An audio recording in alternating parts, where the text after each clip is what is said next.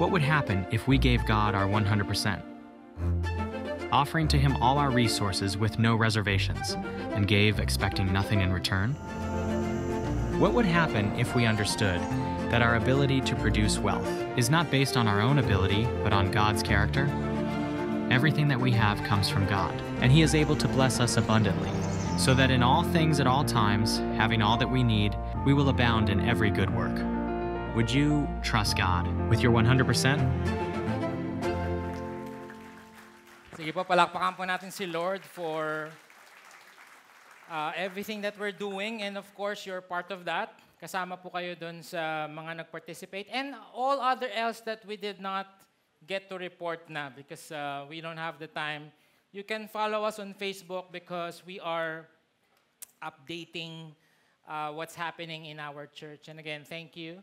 That's in line with our series, Love the City. But at the same time, we don't want this to end. Nag-usap kami the past 2 weeks nung team natin sa Mekawayan, and we are planning na this is not just something that we do every year. No? Gusto natin to all year long so that we can make an impact in our city dito sa Mekawayan. If you're new today, sabihin wala kayo last week. By the way, meron daw mga bago na ngayon pa lang umattend. Pwede po bang taas niyo yung kamay niyo? If this is your first time, no, meron po kaming isang sakong bigas. Tama ba? Bigas? Tama? Sabi ni JM, patayuin ko daw. Okay? If you're new here, meron lang po kaming something to give you. Taas po kayo ng kamay. Ayan. Ushers, nakita niyo yung mga iba gusto lang yata ng gift. Parang di ka naman bago eh. Ayan. Basta anyway, iba nagtaas ng kamay, integrity yan. Okay? So, bigyan po natin. Ayan po. Meron pong dyan, QR code ng GCash. Bigyan po namin kayong 20 pesos. Ayan. Thank you. Taas pa yung kamay kung wala kayo. We want to welcome you. Palakpakan naman natin itong mga na-invite. And of course, we're talking about money for the next 2 more weeks. So we started off last week and we're going to continue today. This is very important. I've mentioned last week that there are 2,350 verses about money. So very important to. Jesus himself taught about money more than anything. So let's talk about this at church. Right? And in line with our series the whole year, we're gonna ask God to help us, give us the grace to set apart our money for the Lord. And if you were here last week, we started with this. Paano natin i-honor si Lord sa ating wealth? Honor the Lord with your wealth means the first, the best, and our heart is 100%. Okay, sana hindi nyo pa nakalimutan. No? Ay, nakalimutan ko na, Pastor. Pambira, last week lang yan. Okay? Ulit? How do we honor the Lord with our wealth? Sabay-sabay tayo. 1, 2, 3, go. The first. Isa pa. 1, 2, 3, go. And now we're gonna zoom into that last line. Our heart is 100%. So we're gonna pray to the Lord today that He's gonna set apart our heart. Okay? Because you will be surprised that money is so much connected, very connected to our heart. To our heart. Matthew chapter 6, tayo, verse 19 to 24.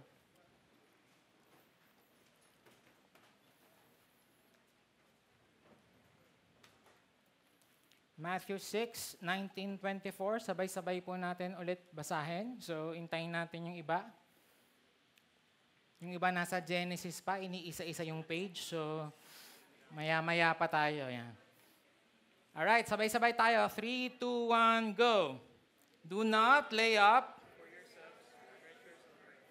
where moth and rust destroy, but lay up for yourselves treasures in heaven, where neither moth nor rust destroys, and where thieves do not break in and steal. For where your treasure is, there your heart will be also. The eye is the lamp of the body.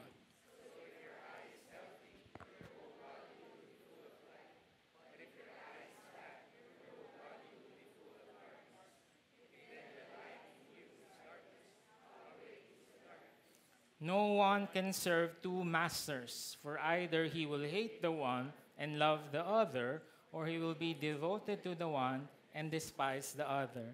You cannot serve God and money. Lord, we thank you for this day that we can, just like what Jade said, feast on your word, Lord. Gutom kami, or probably busog, but not really busog for the things of the world.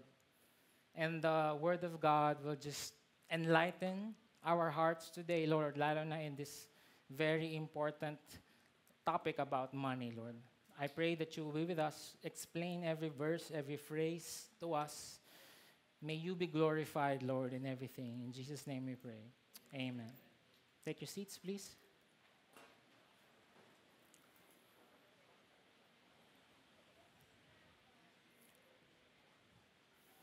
Alam actually ng mga businessman, mga malls, lalo na in the Philippine culture, that Christmas starts September dito sa atin. So alam nila yan. And they are preparing for that already. That's why, when you look at the malls, ang dami ng sale. Okay? Ang dami ng sale because simply, they want our money. Gusto lang nilang makuha yung pera natin. And alam nila na mas marami tayong pera this season than any other month. Because may 13th month, yung iba may 14th month, o yung katabi mo hanggang 24th month. Grabe, sobrang yaman yung katabi mo. I think the mistake is that because we believe that we've worked so hard for 1 year, deserve naman natin to. So go ahead. Follow your heart and buy what you want. Kasi 1 year ka namang naghirap nagpagod nagpuyat, maaga gumising and all of that. So follow your heart. Yan, di ba? Pag mga ano pa yan, pagka mga GC ng mga babae yan, go CC, yan. Go lang, besh, yan. Follow your heart. Kung anong sinasabi ng puso mo, bilhin mo. Right? And we know this, that the Bible says the exact same opposite. Exact opposite of follow your heart.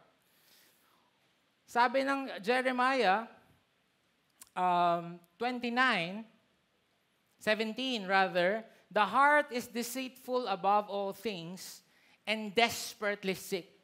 Who can understand it? Kabaliktaran. Sabi ng mundo, bilhin mo na, okay? Pag naramdaman mong gusto mong bilhin mo na kagad. But the question is, who is telling you to buy it? Yung puso mo lang ba? Kasi kung yung puso mo lang, traidor yan. Okay? Huwag kang biglang makipaghiwalay sa asawa mo. Traidor pala yung puso ko. Hindi. Binigay na sa Lord yung spouse mo. But any other else, we should not follow our heart. Lalo na pagdating sa pera. Do not lay up for yourselves treasures on earth where moth and rust destroy and where thieves break in and steal. But lay up for yourselves treasures in heaven where neither moth nor rust destroys and where thieves do not break in and steal. For where your treasure is, sabihin nyo nga treasure,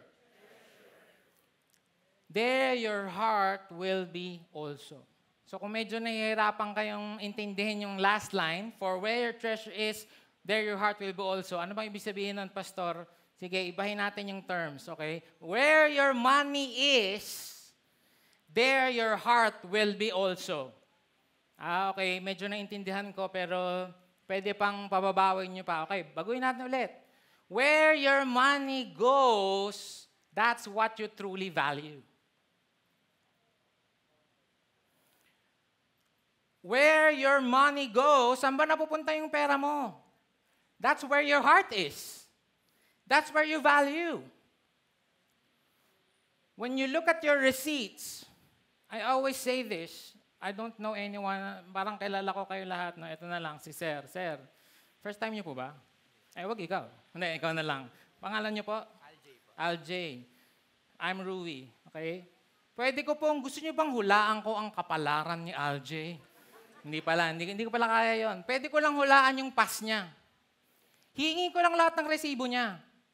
Patingin, Aljay, lahat ng resibo mo, and I will know what he values. Okay? Pag tiningnan ko yung resibo niya, tapos puro manok. Dalawa lang yun. Mahilig siya sa fried chicken o nagsasabong siya. Puro ganun eh, puro ganun. O, palitan natin, where your cart is. That's what you really value. Okay? Patingin ako ng Shopee mo, titingnan ko yung laman ng cart mo. Eh, pastor, hindi ko naman po chine-check out. Ako din, ganun, di ba? Minsan lang masarap eh, ilalagay mo sa cart, pero never mo nabili. But still, I will know what you value. Just look at your cart. Look at ano bang laman niyan. Either that's a physical cart sa grocery, okay, or that's a digital cart sa Shopee, sa Lazada, sa Shein, or whatever. That's where you value.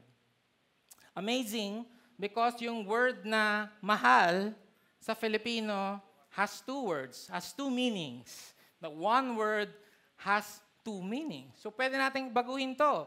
Where your treasure is, yung mahal mo na binili, yan talaga ang mahal mo. Galing.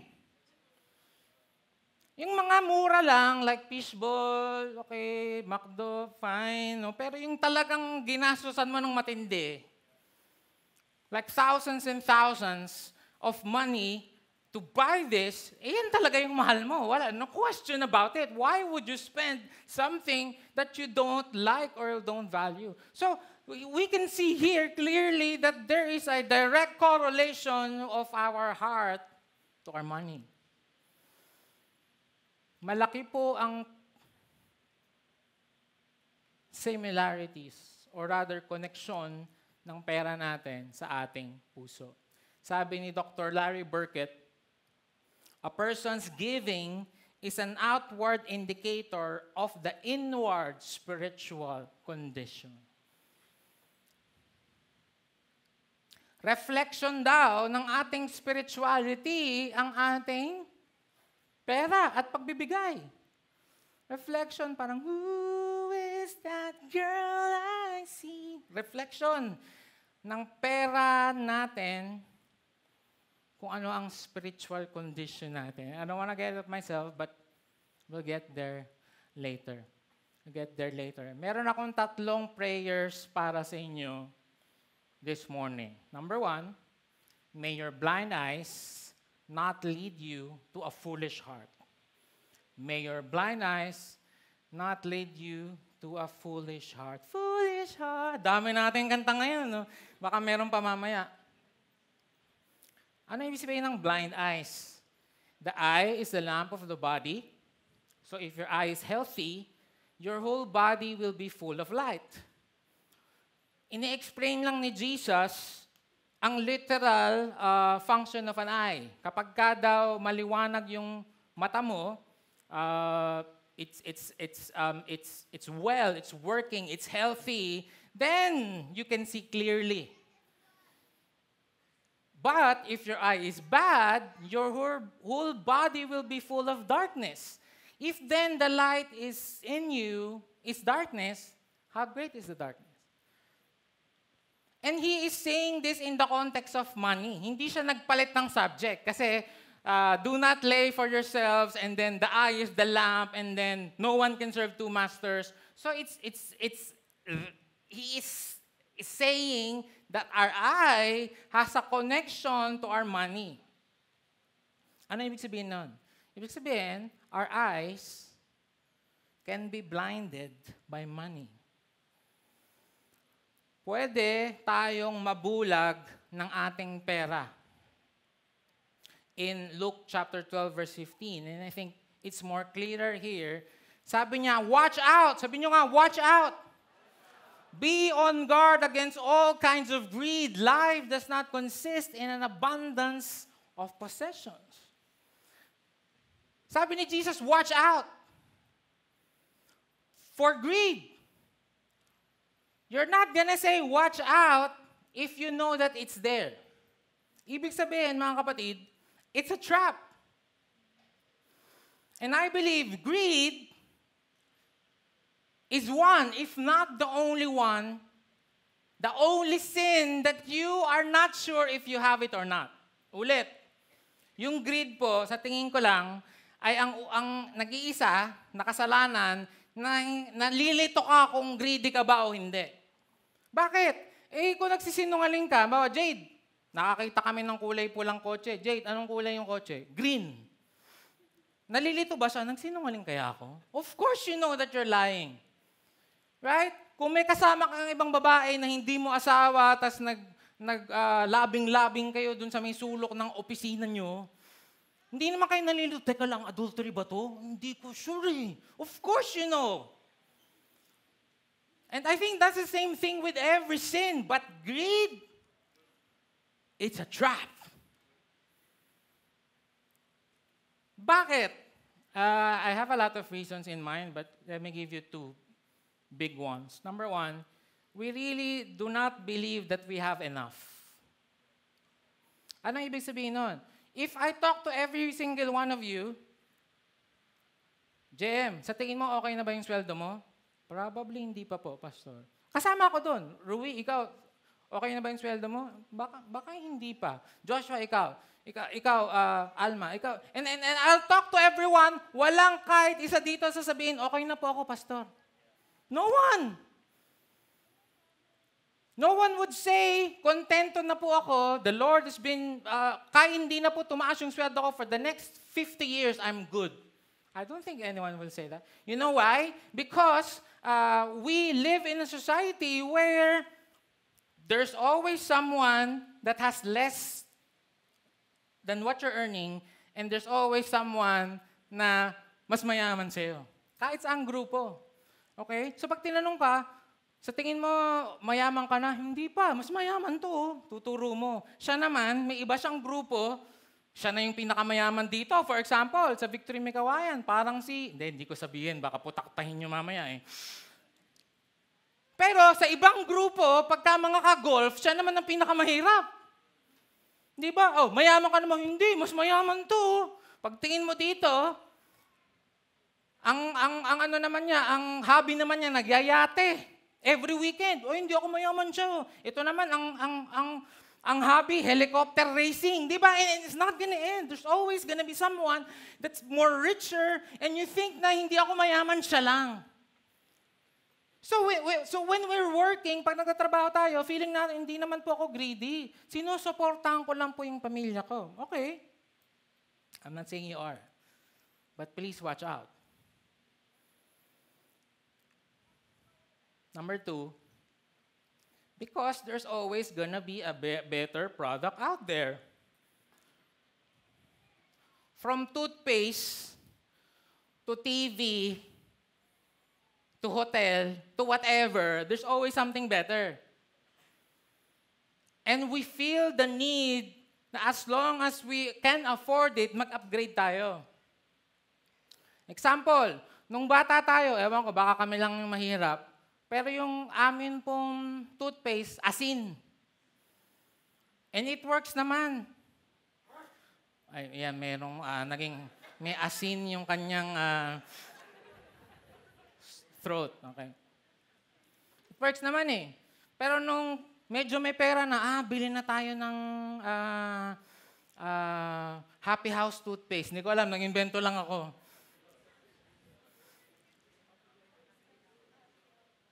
Kasi hindi mo pa afford yung Colgate.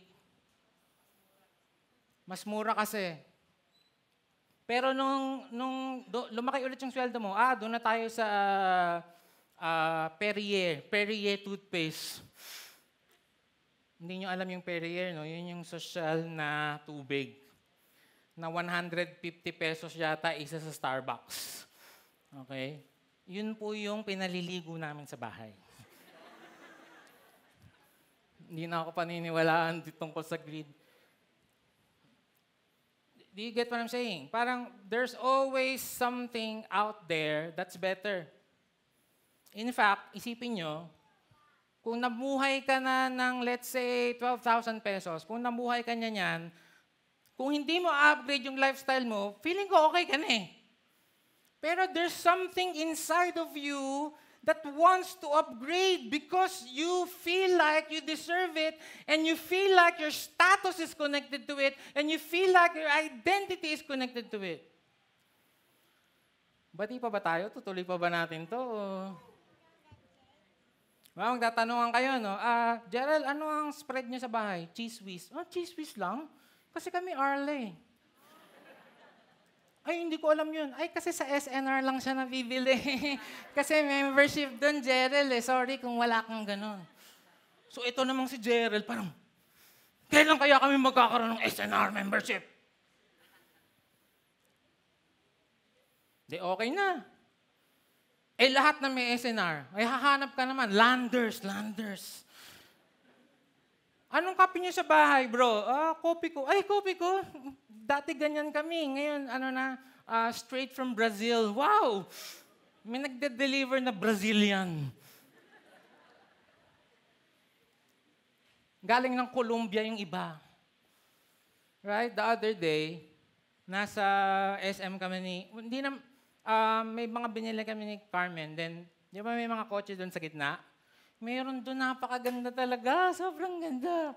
Sobrang ganda. So punta kami ni Carmen, pinabuksan ko, tinignan ko yung likod. Ganda. Tapos, sakto sa amin ang dami. And sabi ko, labag ganda. Sabi ni Carmen, binibigyan kami ng brochure. Sabi, wag mo na po kami bigyan ng brochure, wala po kami pambili. Sabi ni Carmen. And ang dami ko na napagawa, dami ko nang tinanong, ganun. So, nakakaya nang di bumili, di ba? Alam nyo ba kung paano kayo makakatakas doon? Magtanong kayo ng kulay na wala. Sabi ko, meron bang ganito na magenta fuchsia pink? Ay, sir, wala. Ay, sayang naman. Bibilan ko na sana ngayon ganun. Kaso lang pag meron, yari ka, di ba? Actually, meron po, sir. Maghanap ka ulit. May polka dots bang ganyan? And guys, kasama ako dito so imagine niyo kasama rin ako nakikinig. Okay? Kasama ako nakikinig. Buti na lang nandun yung asawa ko. Sabi niya, love, tali ka na. Okay pa naman kotse natin. Ano naman problema? Wala naman problema doon sa kotse natin. It's working. But there's something inside of me na kapag nakasakay na ako dyan, mas pupogi pa ako. Tapos, grabe talaga. Yan. Yung sinasabi ng 1 Timothy 6, verse 9. Those who want to get rich fall into temptation and a trap, into many foolish and harmful desires. Kasi wala kaming pambili. Pero pwede kong installment. Okay, don't get me wrong Tingin kayo dito, baka magalit kayo. Hindi ko sinasabing huwag kayong maghulog ng kotse. Wala namang problema. Pero yung may kotse ka naman, may bahay ka naman, tapos wala namang reason to upgrade. Gusto mo lang because there's this status inside of you na parang kailangan yan. I think that's foolish. Kasi wala ka namang panghulog ba't mo papalitan? It's perfectly fine. Now, again, if the Lord says so, go ahead. Bakit ka pag Christmas, ang dami na namang mga sale ng TV. Ang dami na naman. Bakit ka magpapalit ng TV? Bakit ka magpapalit? Pastor, 8K na to, 8K. Ano ba? Gusto ko pong makita yung mga pimples ng mga artista. Sobrang lino. Tsaka ito po curve. Alam mo, niloloko lang tayo ng mga yun Dati, flinat nila. Uy, wow, flat. Nung lahat na tayo may flat, curve. Ay, curve. Tayo naman, uto-uto. Bili tayo ng bili. Ang masakit, if we do not know this, we're blinded by it, then our hearts will be foolish. And we will do foolish and harmful desires that plunge people into ruin and destruction. Ang sakit kasi, legit Legit to, I've seen this. I've been a pastor for this church in the last 10 years. And meron akong mga magpapapray sa akin, Pastor, papray po ng trabaho, ganyan. Sana po wala pong Sunday. And then, biglang mawawala na siya sa church. Pastor, may pasok po ng Sunday. Kala ko ba pinag-pray natin, walang Sunday. Okay lang po, sandali lang naman po to.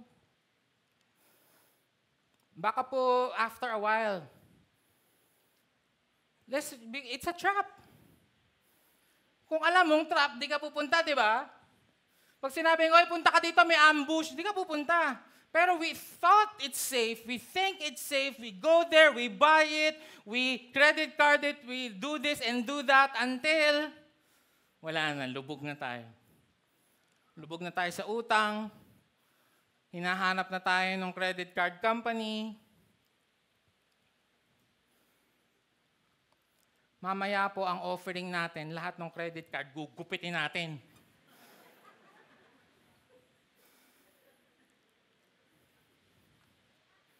For the love of money is a root of all kinds of evil. Some people eager for money have wandered from the faith and pierced themselves. Ang sakit nun. Pierce themselves. Ibig sabihin, kung ikaw ay may pinaghihirapan kayo, kagagawan mo daw yan. You have pierced yourself with many griefs. Sa NIV, pierce themselves with many pangs. Ang sakit. As a result, no matter how much you earn, it never feels like enough. People don't think they're overspending on themselves, and no one feels truly wealthy. Trabaho po nila yan, commercialism, marketing. Trabaho nila yan to feel like you deserve the next best thing. Lalabas na naman yung iPhone 16. Ngayon, magpalit ka kung iPhone 1 yung iPhone mo. You deserve na magpalit. Di ba? iPhone 1 na po ito eh. Pero kung 13, 12, gumagana pa naman yan eh. Pag Samsung, magpalit ka. Magaling yung mga Samsung, yung Android, di ba? Yan. Siniraan lang pala yung Apple eh, no? So, watch out. Because we don't know if you are already falling in the sin of greed. Number 2, my second prayer to you, may you control the money and not let the money control you. Sino dito gusto mo, ikaw yung nag-uutos, saan pupunta yung pera? Kayo gusto niyo talaga yung blind eyes, foolish heart? Ulit, sino dito gusto mo, inuutusan mo yung pera, saan pupunta? Diba? What I mean is that, oy, pera, bayaran mo yung Meralco. Oy, pera, bayaran mo yung internet. Oy, pera, magbigay ka sa campus missionary. Oy, pera, mag-worship tayo. Oy, pera, bili tayo ng shoes. Oy, pera, magpagupit tayo. Hindi baliktad. Hindi yung pera yung bumili ka na gastusin mo ako. Sabi ni Jesus, no one can serve two masters, for either he will hate the one and love the other, or he will be devoted to the one and despise the other. You cannot serve God and money. One of the translations is this. In the old Aramaic translation, you cannot serve God and mammon.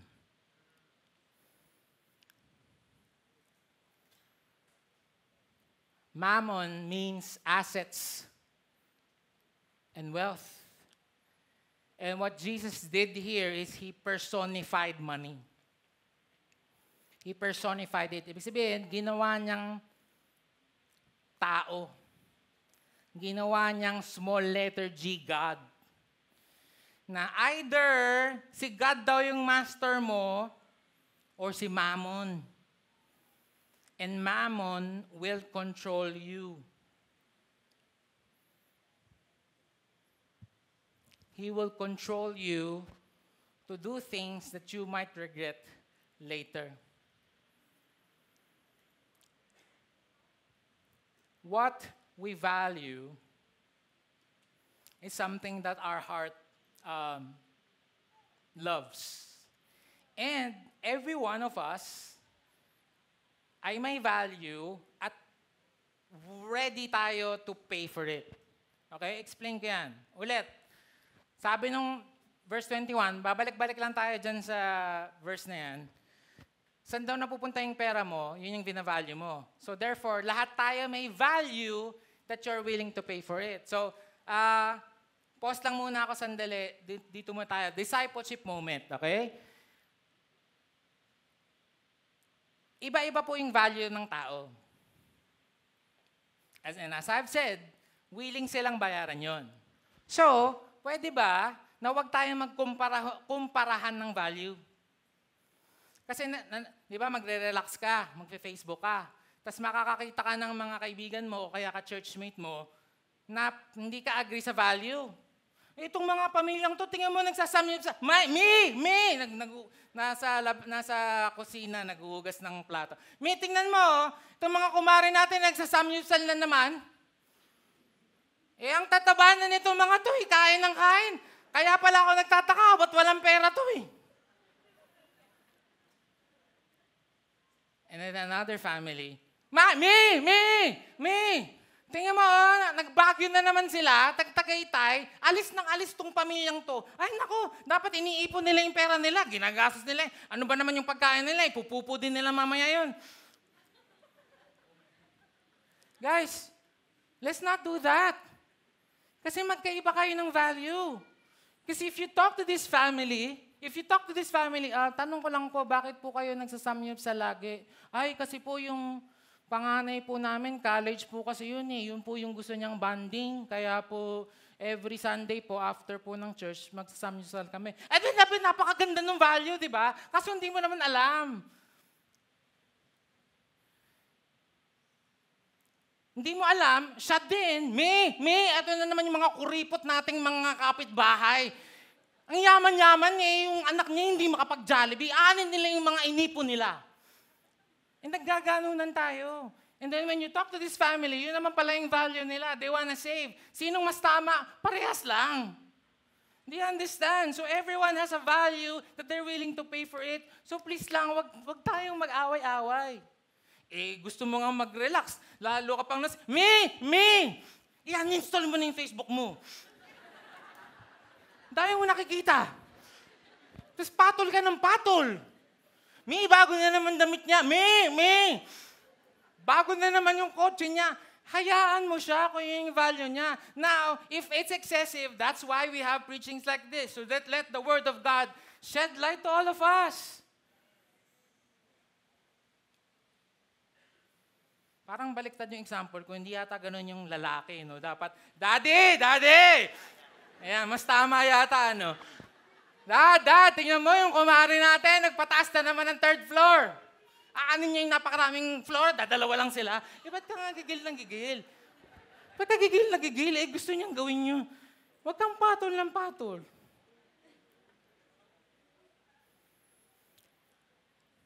So, okay. Alright? Na-establish ko na yon. Because, I feel like, ganun tayo. Teka. Alam niyo ba kung bakit ka talaga naiinis? Alam niyo yung totoo? Ha? Kasi naiinggit ka. Naiinggit ka. Sa totoo lang, kung yayain ka nung puntang Baguio, pupunta ka din naman Pero meron kang something inside of you na, ba't niya nagagawa yan ako hindi?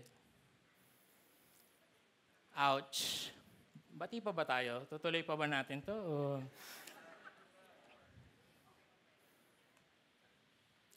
So okay naman, yung mga bagay na binibili natin. Ang question na lang, saan mo ba inuubos yung pera mo? Sa mga temporary bang bagay na pwedeng masira ng rust, pwedeng anayin, pwedeng kainin ng mga hayop, pwedeng manakaw. Okay naman yun. Kaso lang, temporary yun. Okay? Let me make this clear. We need temporary things. Food is temporary. You will eat it. A house is temporary. You need somewhere to live. A car is temporary. A phone is temporary. So, kailangan natin yan. I'm not saying na mamundok tayo, tapos doon na lang tayo. Para wala na tayong temporary things. Kailangan natin yan. And gusto rin ni Lord na ma-enjoy natin yan. Ang sinasabi lang ni Lord, saan mo ba ginagastos yung pera mo? Puro ba temporary things? Or, let's invest on the treasures in heaven where neither moth nor rust destroys and where thieves do not break in and steal. These are eternal things, therefore, has eternal rewards.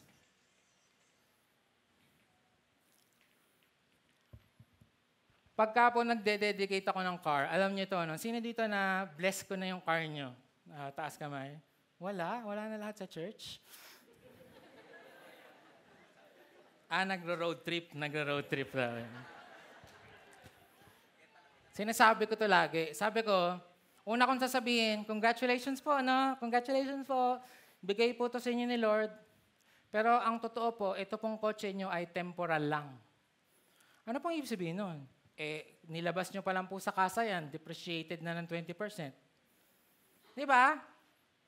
Isipin mo, 1.2, paglabas mo, minus 20%. Tapos sabihin mo sa dealer, ayoko na po. Ay, 20%. Wala pa pong nangyayari.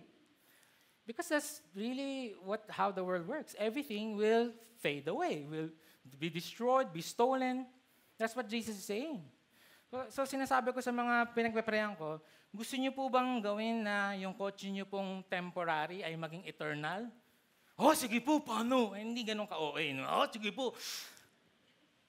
Sabi ko, gamitin mo po yung car to disciple someone, number one. Jade and I, we have a lot of car moments nito.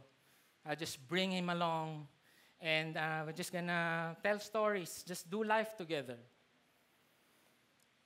Sabi ko, maghanap po kayong i-disciple para yung kotse nyong temporary, masisira po yan, pero yung na-reach out nyo dahil sinusundo nyo, siniserve nyo, dinisciple nyo, sa langit magkikita kayo.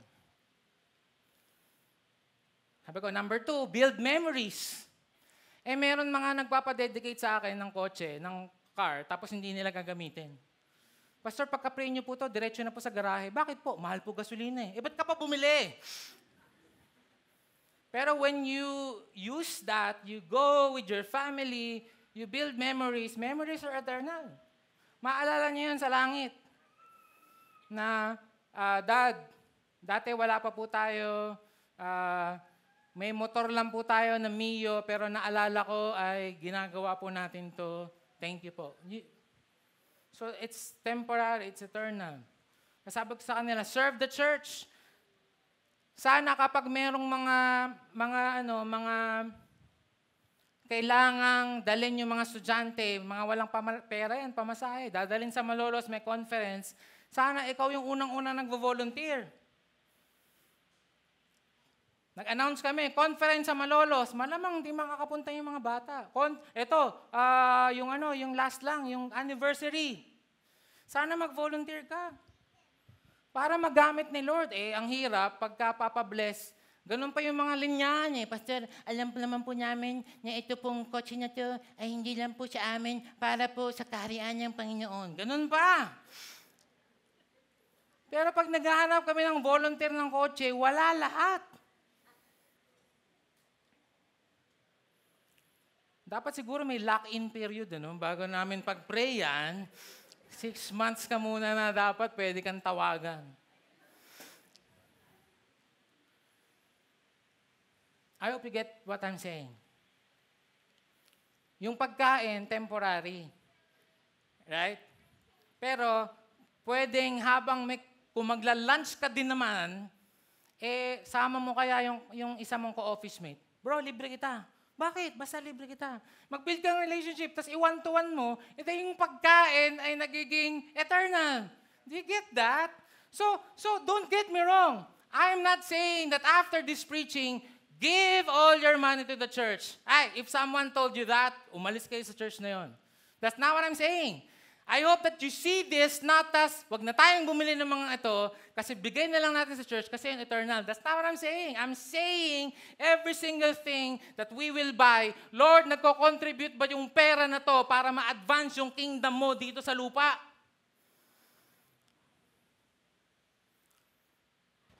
Is this advancing your kingdom here on earth? Because I want to honor you with that.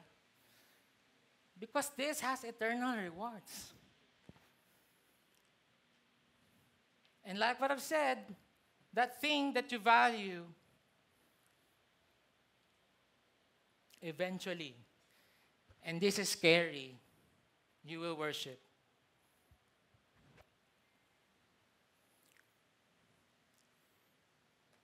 So magsisimula yan sa patikim-tikim. Iba pala yun. No? Magsisimula yan sa just like this thing. And then it controls you. It becomes your God. Halimbawa, nagpagawa ka ng bahay. Dami-dami mong naubos na pera dyan. Kasi ayaw mong papasok. Ayaw mag-invite. Ayoko, pastor, madudumihan. Ha? Eh bakit hindi mo gamitin yung bahay na binigay sa'yo ni Lord para mag-inspire ng other couples? Invite mo. Hello, invite po namin kayo sa bahay namin. Kain po. Wag niyo po kami invite, hindi po kami nagpapa-invite. That's not what I'm saying.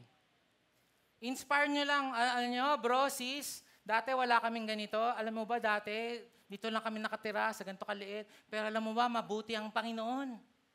Ganito ang ginawa niya sa buhay namin. Gusto mo bang makilala ang Diyos ko? Sige po, anong pangalan niya? Mammon. Iba pala, no? So, kaya pala siya nagkaroon ng ganun. So, let's use these things. Because the one thing that we think that we are caring for is something eventually we will worship. You've heard this story last week, Cain and Abel. Anong pinagkaiba nila? Cain was just giving out of religion. Kailangan lang sabi daw, tithes Sabi daw, kailangan daw mag-support Sabi daw, gano'n. Sige. And Abel was doing it out of faith. He gave the first, the best, and his heart is 100%.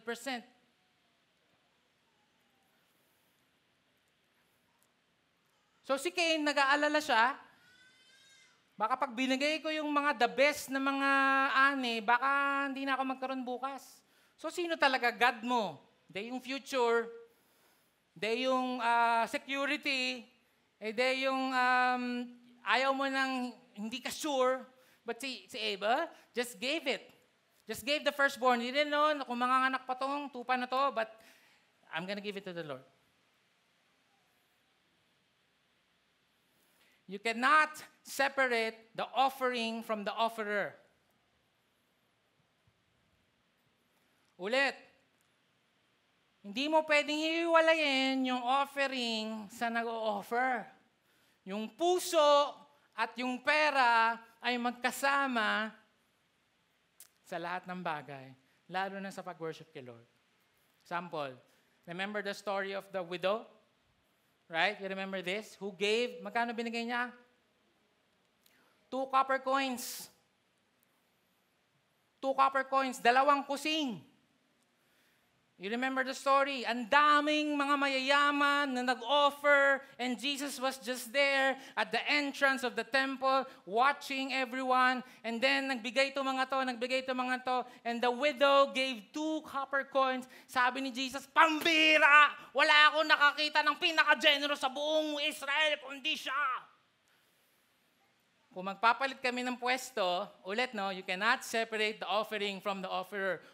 Kung ako yung gagawa noon, ako yung naghulog ng 2 kusing, sasabihin ni Jesus, pambirang ruya noon, hindi talaga ako mahal niyan. 2 kusing? Hi. Hindi mo pwedeng paghiwalayin yung offering sa nag-o-offer.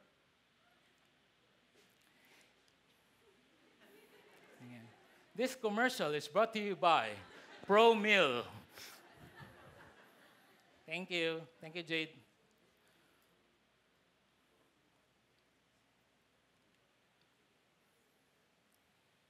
Anong sabi ni Jesus Christ?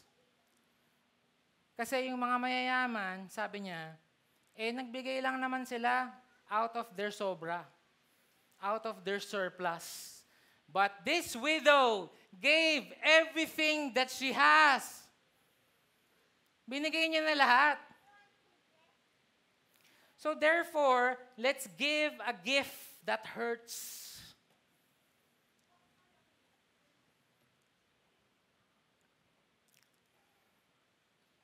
Example, si JM, at si Jade. Si JM nagbigay ng 10,000. Okay, 20,000. Right? Pero ang sweldo pala niya per month ay 10 million.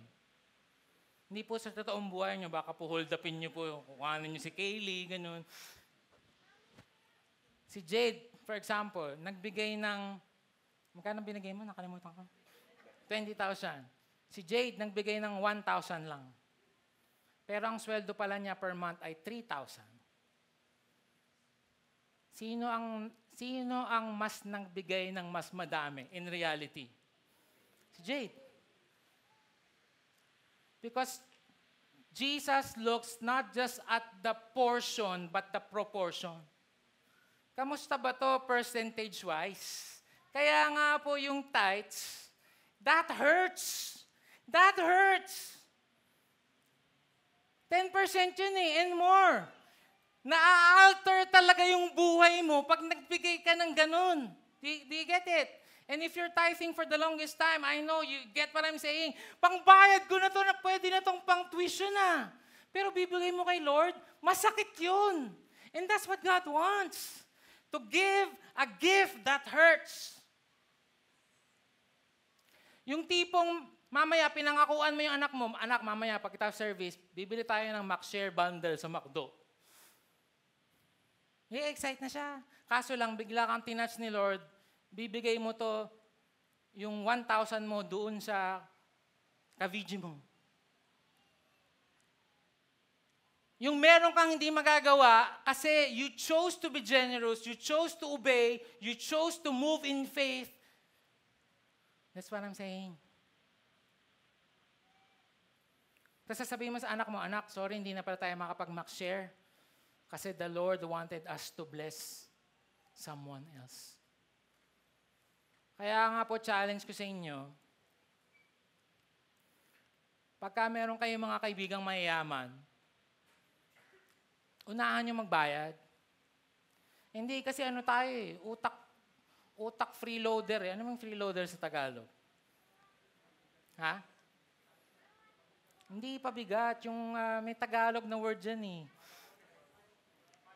Hindi palamunin. Yung, grabe naman, palamunin eh. Yun, buraot! Tama, JM. Kita mo, lapit ng lapit yung mga bata sa akin. Just like Jesus, di ba? Come to me, the little children. So, do not stop the little children from going to me. Yung utak buraot, kasi alam mong mayaman, kain tayo pre, libre mo ha? Ganun, laging ganun. Kasi alam mo kaya niya kailibre, baliktarin mo kaya. Gulatin mo sila. Yung magyaya ka sa Viking, 5 kayo, tapos biglang, bayad na tayo. Pre, bayad na. Ganun. Ay, grabe, gulat yun. Alam mo kung ba't magugulat yun? Kasi yung ginasta mo, yes, probably sa kanya maliit lang, pero sa'yo malaki yun. At masakit yun. Masakit yun.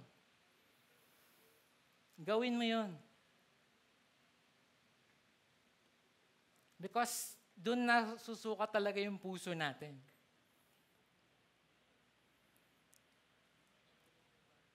Same thing with the Lord. If we chose to, sige, magsusubscribe sana ako sa Disney Plus, kasi gusto namin mapanood dyan, pero susuportahan ko na lang si Rosie. That's what I mean. May na-alter na something sa buhay natin just because we want to give. You know this story. Sabi ni Lord kay David, mag-build ka ng altar, mag-worship ka.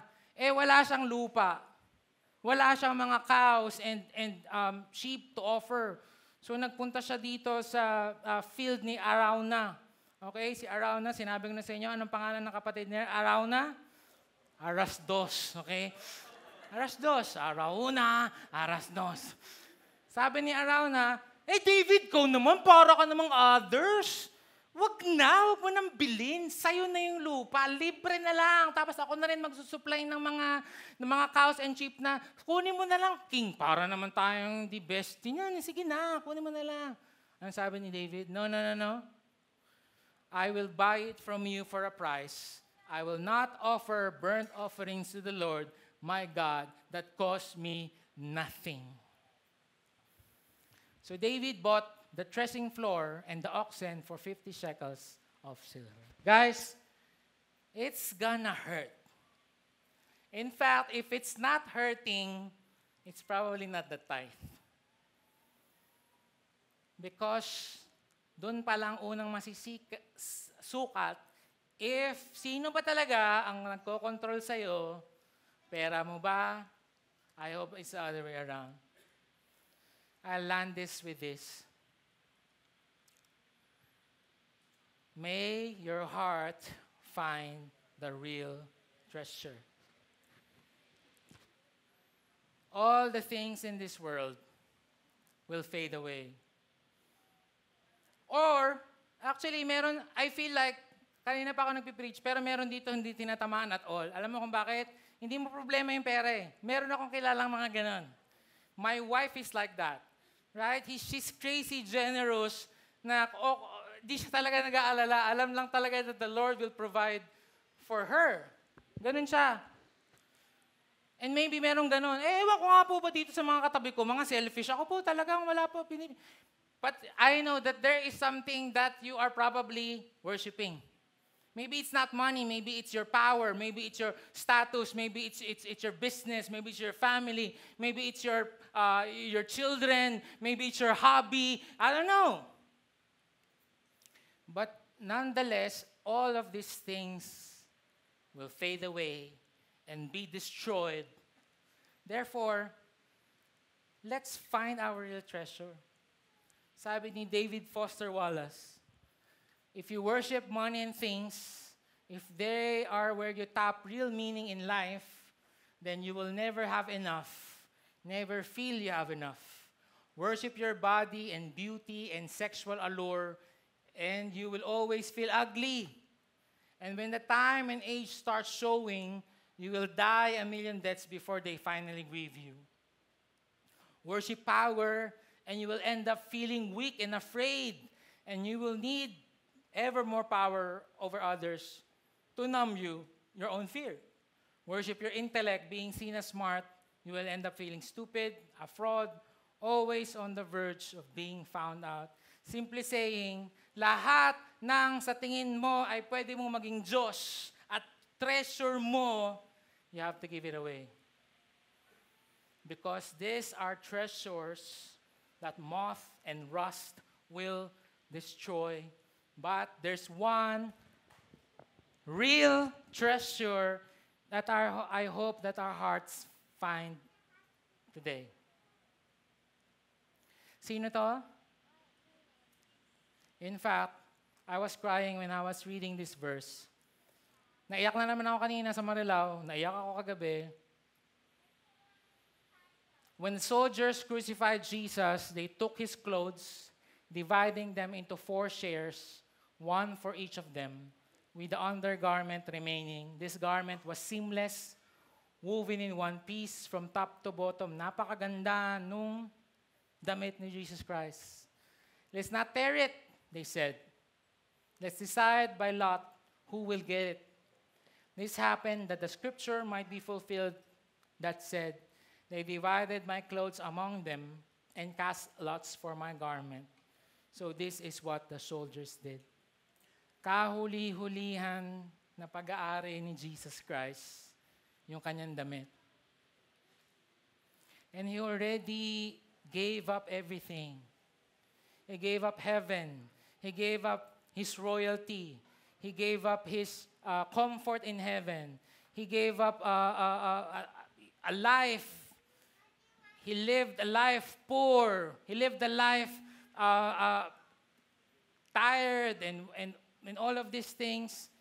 And ang kahuli-hulihan niyang damit, kagamitan ay yung kanyang damit. And was stripped of him at pinagpustahan pa ng mga sundalo. That is a picture of what Jesus did. In fact, if you imagine Jesus naked at the cross, He gave Himself, He gave everything to us so that He will find His treasure. Sinong treasure niya? Ikaw at ako.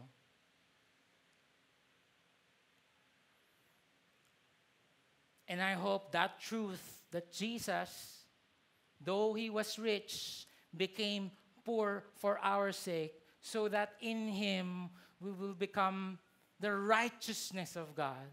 I hope that it's about time today that we will make Him our true treasure.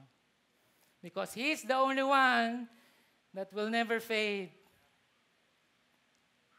The earth and the sky and everything else will fade, but His words will still remain.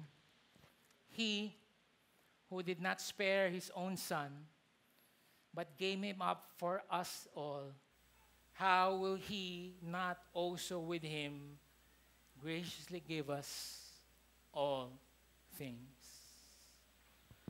Hindi na daw po pinagkait ng Diyos ang kanyang possession. Meron din siyang treasure.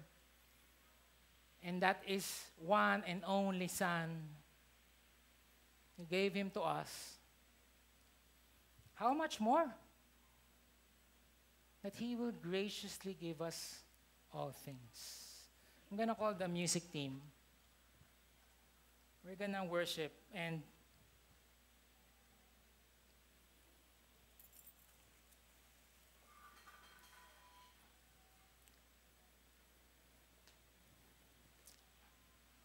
I'm going to give you time to write on your envelopes, no? And then we're going to put it in a bag.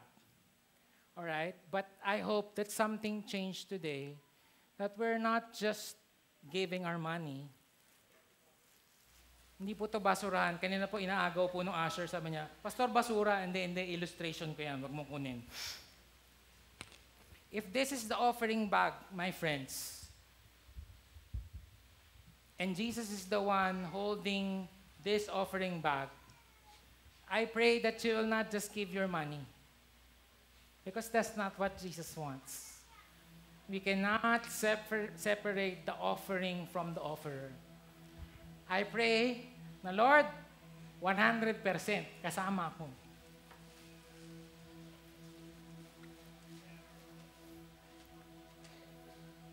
To offer your bodies as living sacrifices, holy, pleasing, and acceptable to God. Not just your money. God doesn't need your money. Lagi namin sinasabi sa inyo yun. Sa tingin niyo magsasarado yung victory may kawayan pag di kayo nag-tithes? Of course not. He's the owner of the universe. He can just magically put 1 million pesos sa victory may kawayan bank account. Ha? Saan galing to? Do you think He can do that? But He wants you to trust Him every single time. Put yourself in the offering bag. Lord, ako muna po yung i-offer. I want to give you my heart, my soul, my everything. Love the Lord your God with all your strength, with all your mind, with all your will, everything. Amen? Do not forget this picture. That ikaw yung nilalagay mo sarili sa offering bag. Lord, we thank you for today. Thank you that you've given your Son 100% to us. And now every offering time is a test. Who is our God? Is it Mammon? Is it the future? Is it security? Is it my children? Is it my hobbies, my collection, na baka hindi ko ito mabili? Okay naman to, but this just eternal, temporary things, I pray that we will shift. I pray that there's gonna be a relocation of our heart. And I hope na ikaw yung totoong treasure namin. Thank you, Lord.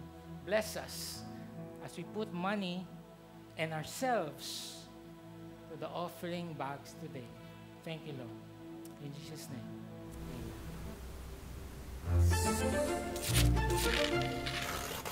What would happen if we gave God our 100%? Offering to Him all our resources with no reservations, and gave expecting nothing in return?